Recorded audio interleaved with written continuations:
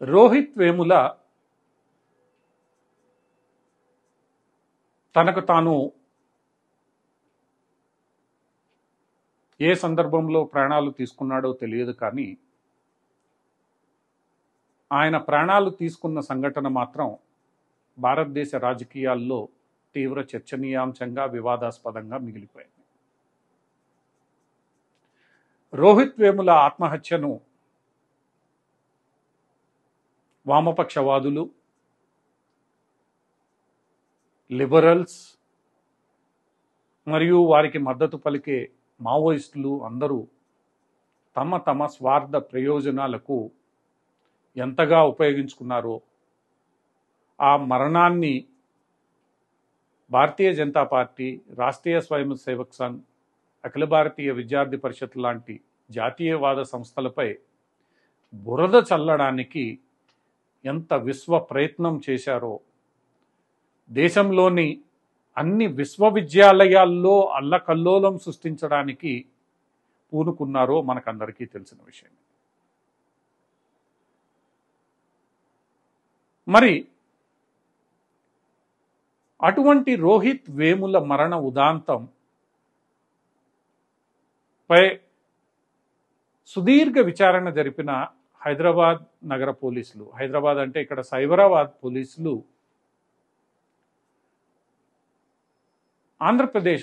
తెలంగాణ హైకోర్టులో రోహిత్ వేముల కేసుకు సంబంధించి అఫిడవిట్ ఫైల్ చేస్తూ, ఈ కేసులో రోహిత్ వేముల మరణానికి ఛార్జ్షీట్లోనూ ఎఫ్ఐఆర్లోనూ పేర్కొన్నట్లు నాటి వైస్ ఛాన్సలర్ అప్పారావు కానీ, భారతీయ జనతా పార్టీ, అఖిల భారతీయ విద్యార్థి పరిషత్ నాయకులు కానీ ఎవరు ఉన్నట్లు ఆధారాలు లేవని, అసలు రోహిత్ వేముల ఎస్సీ కులానికి సంబంధించిన వ్యక్తి కాదని, అతను వడ్డెర బీసీ కులానికి సంబంధించిన వాడని, ఈ ఆత్మహత్యకు గల కారణాలు ఇతరులపై మోపడానికి నమ్మశక్యమైన ఆధారాలు లేవని ఈ కేసును మూసివేస్తున్నామని ప్రకటించింది. ఎంతో సుదీర్ఘకాలం విచారణ జరిపిన తర్వాత సైబరాబాద్ పోలీసులు, ముఖ్యంగా గచ్చిబౌలి పోలీస్ స్టేషన్లో జరిగిన ఈ విచారణను హైకోర్టు ముందుంచారు. అంతే, మరలా ఎన్నికల వేళ ఇలాంటి అఫిడవిట్ను గచ్చిబౌలి పోలీసులు ఫైల్ చేయగానే రాజకీయాలు మొదలైపోయాయి. రాష్ట్రంలో అధికారంలో ఉన్న కాంగ్రెస్ పార్టీ దీంతో ఇబ్బందికరంగా వామపక్షవాదుల నుంచి విమర్శలు ఎదుర్కొనే రీతిలో తయారైంది. వెనువెంటనే కాంగ్రెస్ పార్టీ ఈ మొత్తం ఉదంతంపై స్పందిస్తూ, రాష్ట్రంలోని కాంగ్రెస్ పార్టీ అధికారంలో ఉన్న ప్రభుత్వం వెంటనే సైబరాబాద్ పోలీస్ కమిషనర్కు లేఖ రాస్తూ ఈ కేసును తిరిగి పునర్విచారణ జరపాలని, నిజానిజాలు నిగ్గు తేల్చాలని అన్న. అంతేకాకుండా దీనిపై హైకోర్టులో కూడా పునర్విచారణ జరపడానికి విజ్ఞప్తిని అందచేసి పర్మిషన్ తీసుకోవాలని కూడా సూచించింది. అంటే ఎంతో విచారణ తరువాత తేలిన ఈ నిజాలు ఈరోజు కాంగ్రెస్ పార్టీకి మద్దతిస్తున్న వామపక్ష ఉదారవాదులకు ఎన్నికల వేళ ఒక పెద్ద తలనొప్పిగా తయారవబోతోంది అనడంలో సందేహం లేదు.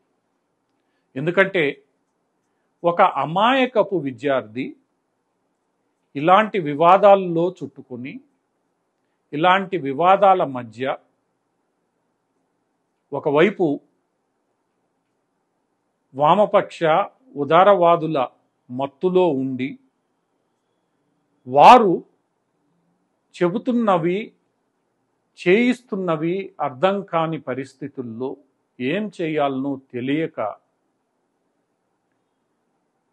ఇటువంటి నిర్ణయానికి వచ్చిన నేపథ్యంలో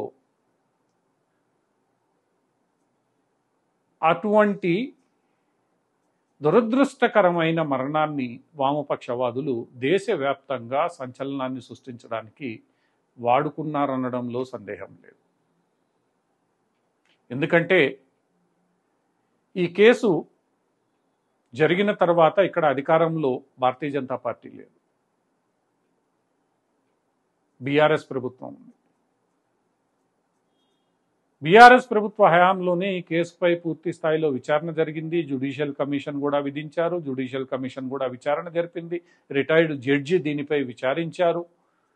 వీళ్ళందరి విచారణ రిపోర్టులను క్రోడీకరిస్తూ పోలీసులు ఈ కేసు మూసివేయాలని నిర్ణయించుకున్నట్లు హైకోర్టుకు తెలిపారు. హైకోర్టు అన్ని సాక్ష్యాలను పరిశీలించి అందుకు సమ్మతించింది. ఇంత జరిగిన తాము చేసిన తప్పులు ఎక్కడ బయటకు వస్తాయోనన్న భయంతో